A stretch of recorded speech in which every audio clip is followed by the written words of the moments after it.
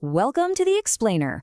Today, we're essentially acting as time-traveling historical detectives to uncover exactly how our civilization first began. Now, you might be thinking, it's pretty easy to know what happened yesterday, but what about thousands of years ago? I want you to imagine a world completely without fire, without roads, without sprawling farms. Reconstructing how people navigated that raw, ancient world is the main hook for our historical investigation today. You know, when a lot of people think of history, they picture this endless parade of kings, queens, and grand battles. But history is not just about royalty. It's about ordinary men, women, and children. Historians act exactly like detectives. They use these tiny, often hidden clues to uncover the daily lives of the early hunters, the farmers, and the craftspeople who literally laid the foundation of our world. Okay, let's dive into this. Here are the three main stops on today's geographical and historical mystery: mapping where our ancestors lived, figuring out the origins of our land's name, and examining the physical clues of the past. Section 1. Where did ancestors live? Think of the map as a grand crime scene of human breakthroughs. Now, what's really interesting about this slide is the Narmada River down in central India. For hundreds of thousands of years, early, highly skilled gatherers and hunters thrived right along these banks. I mean, they didn't just wander around aimlessly. They intimately knew the vast wealth of the surrounding forests. They collected roots, picked fruits, and hunted wild animals for food. It was an absolute hub of survival knowledge. But humans didn't stay hunter-gatherers forever, right?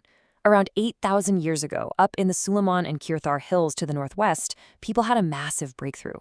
They started growing the very first crops of wheat and barley and began settling down.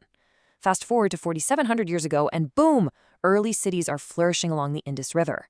Then, about 2,500 years ago, we see the rise of massive, incredibly powerful kingdoms, like the mighty Magadha Kingdom, right along the Ganga River. And here's a specific, really fascinating detail for you. The very first rice was cultivated geographically just north of the Vindhya Hills. Think about that for a second. Imagine being part of the generation that figured out how to grow a crop that now feeds literally billions of people across the globe today. So, you might be wondering, why didn't these early humans just stay put in those great spots?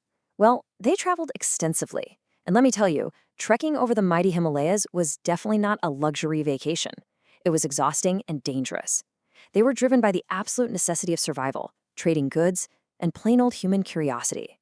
And honestly, that constant movement is exactly what spread ideas like wildfire and deeply enriched our culture over thousands of years.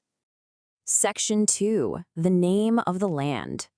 Let's transition over to demystifying where the very names we call our country actually came from. First up, the name India. The word actually comes from the river Indus, which was known as Sindhu in Sanskrit.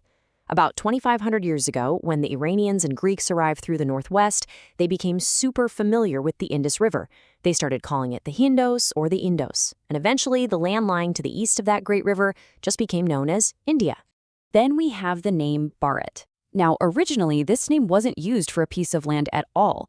It actually referred to a specific group of people living in the northwest.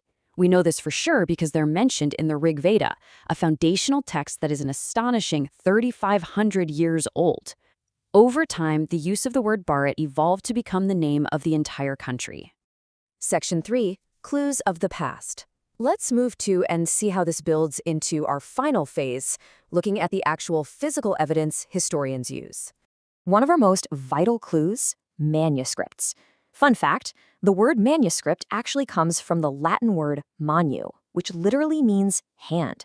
These were documents written entirely by hand. Without modern paper factories, our ancestors painstakingly wrote on specially prepared palm leaves or the beautifully crafted bark of the Himalayan birch tree. And this brilliantly illustrates the massive contrast in our historical clues. On one hand, you have fragile manuscripts written on soft birch bark. On the other, you have inscriptions chiseled directly into hard, enduring stone or metal. Those stones were meant to last forever, often recording royal orders or grand victories. Now, despite being written on such fragile materials, and frankly, despite being an all-you-can-eat buffet for ancient insects, it is an absolute miracle that so many manuscripts actually survived. Many were safely preserved inside temples and monasteries. These surviving texts are a total treasure trove, revealing everything from ancient religious beliefs to the lives of kings. As we wrap up this explainer, I want to leave you with a quick thought experiment. Think about all those delicate manuscripts and heavy stones that survived to tell us the story of the past.